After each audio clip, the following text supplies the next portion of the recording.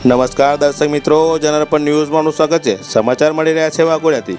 વાઘોડિયા નગરમાં આવેલ મેળી માતાજી મંદિર પાસે એક અજાણ્યા બાઇક ચાલક બાઇક સાથે રોડ પર ખોદાયેલા અંદાજે 10 ફૂટ ઊંડા ખાડામાં પડ્યો।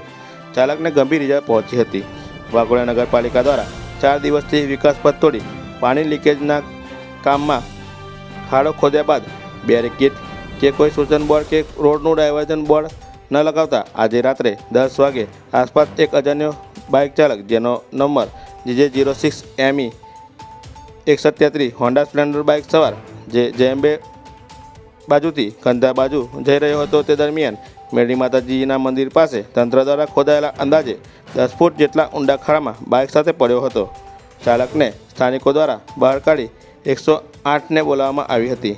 બેભાન અવસ્થામાં બાઇક ચાલકને તાત્કાલિક 108 દ્વારા નજીકની હોસ્પિટલમાં લઈ જવામાં આવ્યો હતો। વાઘોડિયા નગરમાં લાગતા વળગતા તંત્ર દ્વારા વાઘોડિયામાં ઠેર ઠેર ખાડા ખોદ્યા બાદ ખાડા પૂરવાનું કામ અધૂરું મૂકીને ચાલ્યા જાય છે। રોડ પરના આવા ખાડાને કારણે અકસ્માત થવાની આવી સમસ્યા વારંવાર બનતી હોય છે।